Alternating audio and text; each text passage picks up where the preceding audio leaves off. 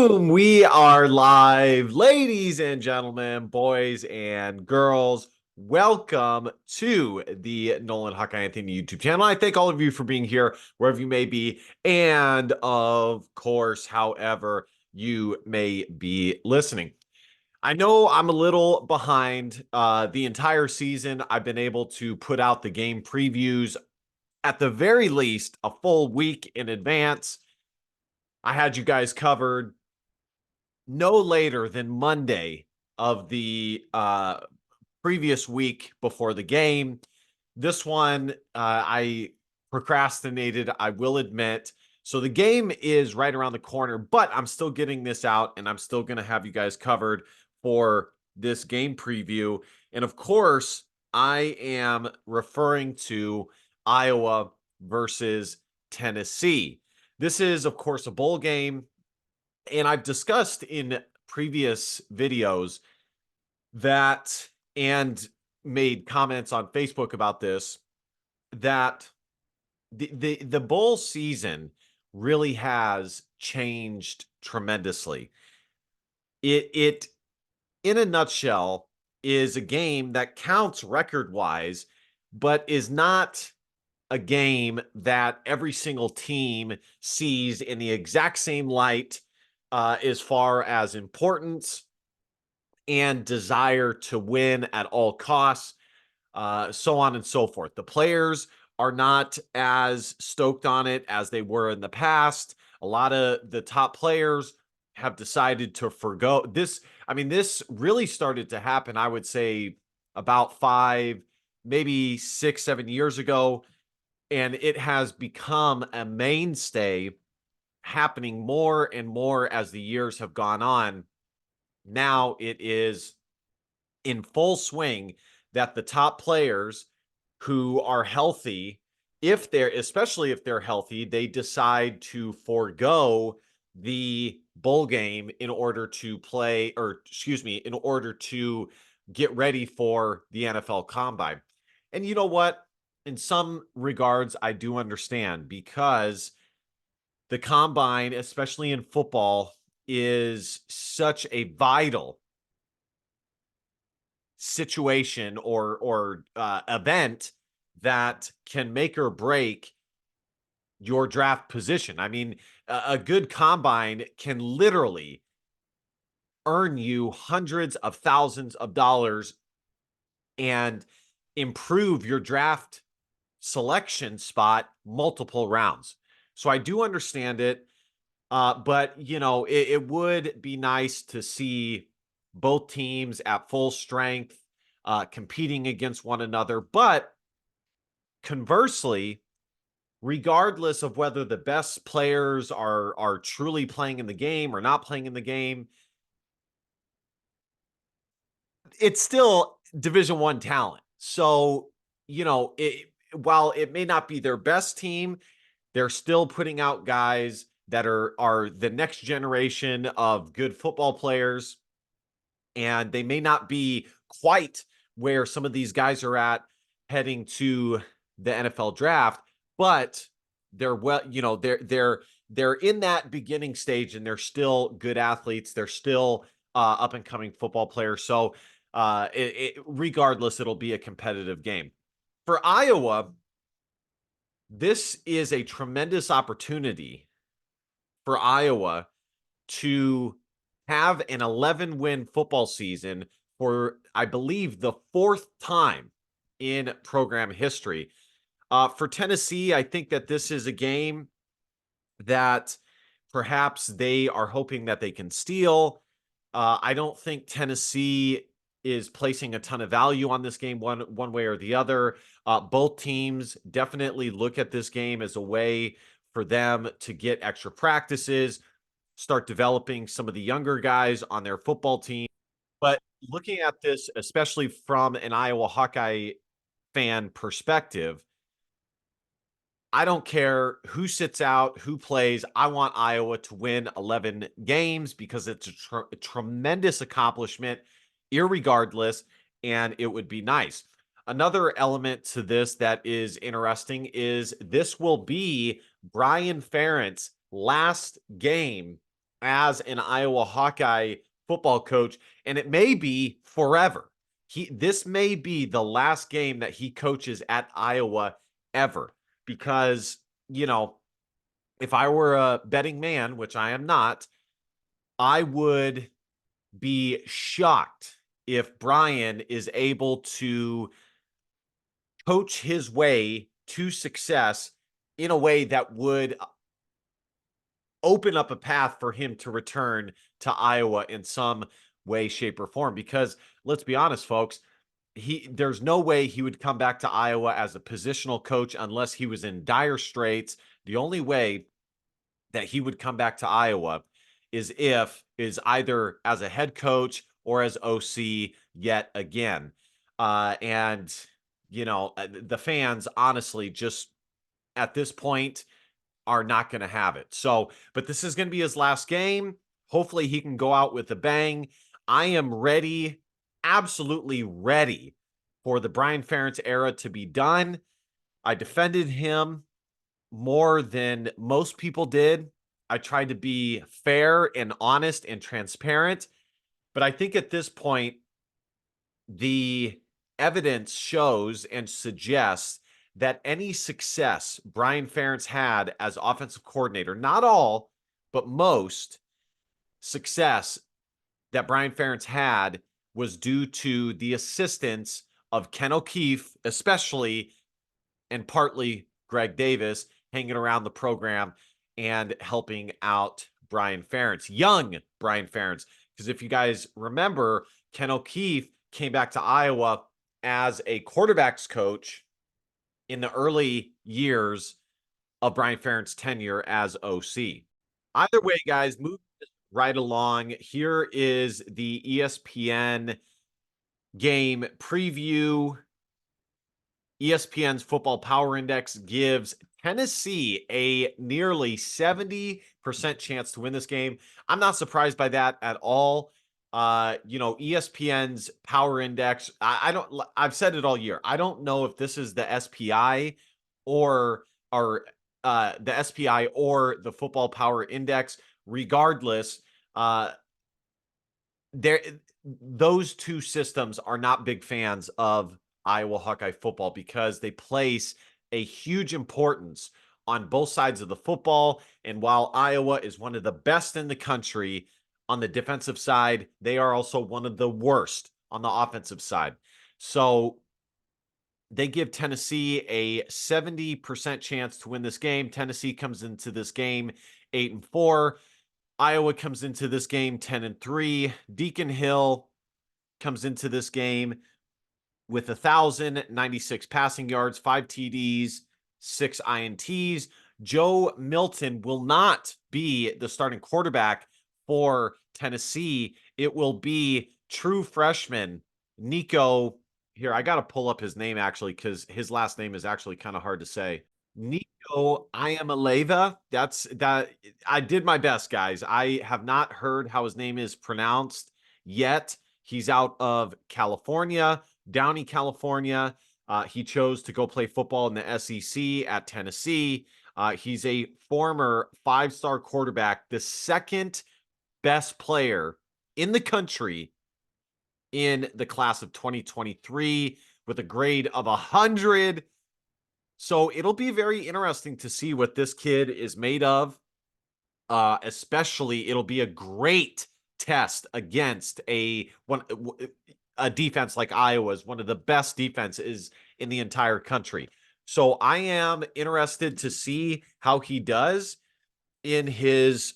I believe this will be his first ever collegiate start as Joe Milton. Was the guy for Tennessee and was a Heisman candidate. So let's see what Tennessee's stats are here. See if Nico had any stats. Looks like he did have some stats. I don't know if it was in garbage time or maybe the last game of the season. I believe Joe Milton got injured. And, honestly, while it's going to be cool or interesting to see what Nico is all about and what he's capable of or what he needs to work on. Because like I said, if there's any defense to really practice that against and expose those things, it's the Iowa defense that makes you beat them. They don't beat themselves. But I would rather Iowa to play Tennessee with their best players, and that includes Joe Milton. But again, as I said at the beginning of the video, every team has their up and coming stars, and Nico Amalevea is a former 5-star quarterback. 61.5% completion percentage, 163 yards. He had 1 TD and 0 INTs. So let's go back here, see both teams' last 5 games. You guys can already see what Tennessee had as it kind of just nicely pulled up there. But this game, by the way, will be televised on ABC at 10 a.m. on January 1st. Should be fun. It's going to be interesting to see what they decide to do with the whole bowl situation. I think it is the best decision to just go to an expanded playoff bracket, because we're getting to a place where these bowl games are so irrelevant that it's really hurting the game of college football. And you need to get it to a point where it's more possible for more teams to make it, rather than this really small, tiny percentage of teams that are, I mean, hell, Ohio State didn't even make it this year, guys. I mean, that is how only 4 teams making it is it. You have the thinnest of margins to make it the way the current college football playoff is set. But the spread for this game has Tennessee as a 6 point favorite. The over and under is 35.5. I sorry guys, I had to zoom in and see real quick. 35.5. I'm actually kind of surprised that Tennessee's not a bigger favorite, but you know, Vegas has zero respect for the Hawkeyes. Trust me. I have been stating the Vegas odds every single week for the Iowa Hawkeye football game, and believe you me, that they do not believe in the Iowa Hawkeyes. The last 5: Northwestern, Iowa 1, 10-7, Rutgers 22-0, Illinois 15-13, Nebraska 13-10, and they lost to Michigan 26-0. The last 5 for Tennessee: Kentucky 33-27 victory. They beat UConn 59-3. They lost to Missouri, who is playing Ohio State right now as I record this, and they're playing them really strongly. Missouri was a dang good football team this year. They lost 36-7. They lost to Georgia 38-10, and they beat Vandy 48-24. I really wish ESPN had the team stats still pulled up, but I'll go ahead and get those pulled up for us here. Tennessee, it looks like, finished. Iowa won the Big Ten West and lost in the Big Ten championship game. Tennessee finished 3rd in the Big Ten, or excuse me, in the SEC East behind Missouri and Georgia. So, not a bad year. I think Tennessee fans still would like even higher results than this. So here is the scoring defense stat. Iowa 4th in the country, giving up 13.23 points a game. Let's see if we can find Tennessee. Tennessee checks in at 36, giving up 22 points per game. We'll go ahead and go to scoring offense next. Tennessee, by the way, guys, I mean, I already know before looking at this, is definitely more of an offensive-minded football team. Ergo the success of Joe Milton, why Nico decided to go there. Tennessee checks in at 38th in scoring offense, averaging 31.5 points.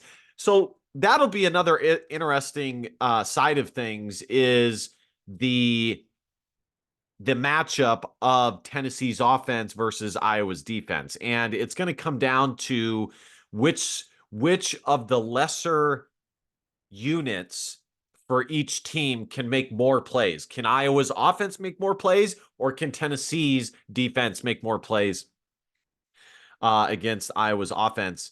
Iowa 127th in scoring offense, averaging 16.6 points per game. Absolutely abysmal. I've said that for weeks and weeks now, guys. I can't even believe it when I see it. It's very sad to see, quite frankly. Total defense, Iowa checks in at 5th in the country, giving up 274.8 yards, or excuse me, 274.8 yards a game. Tennessee checks in at 39th, giving up 348.7 yards per game. Tennessee doesn't have a bad defense. I mean, it's bad. It's not bad. I mean, anytime you can be top 50, you're an above average unit. So, it's going to be very hard for Iowa, especially an SEC team like Tennessee. It's going to be very hard for Iowa to move the ball against this Tennessee defense. Total offense, Tennessee checks in at 16th. They average 453.5 yards per game. Iowa, of course, is last, dead last. 130 out of 130, 239.3 yards per game. All right, guys. The last portion of the show is my game prediction and my matchup preview. Listen, guys, these games are very difficult to predict. Anytime you have a situation where you don't know for sure who's going to play and who is not, it becomes very, very tricky. I do think that of the two teams, Iowa will have more of their guys playing than Tennessee does, but Tennessee is definitely a very talented unit, and I guarantee they have a ton of talented youngsters coming through the ranks to replace the talent that maybe is sitting out for this game. It'll be very interesting to see what Nico is made of. I think this game will come down to what I already said, which is which of the lesser units can make more plays against the other team's strength. Tennessee, it's their defense. For Iowa, it's their offense.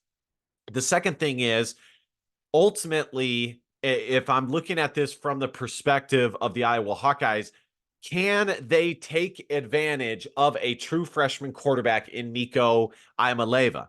Can they make him feel uncomfortable? Can they rattle him? And there's no doubt in my mind that they can. I mean, we've seen what Iowa has done against SEC teams in the past. The fact that it's an SEC opponent makes no difference. Iowa has played Kentucky multiple times in the last 5 years, and the defense has always played great. Matter of fact, I think Iowa played Kentucky last year in a bowl game, in the same bowl game, I believe, and really lit it up on the defensive side of the football.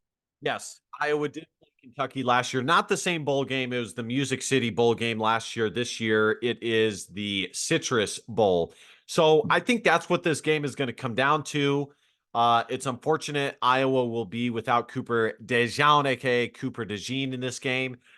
I'm really curious to see what Deacon Hill is made of with a month of further preparation with the Iowa Hawkeye offense.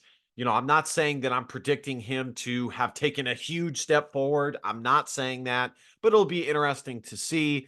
I would love to see what Caleb Brown, wide receiver Caleb Brown, is able to do with the same amount of time to practice and develop and whatnot. We'll see.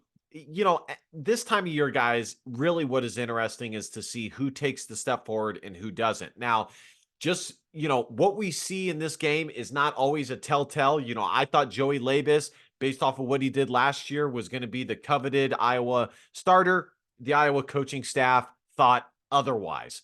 So you never know with the Iowa Hawkeye coaching staff, but I digress.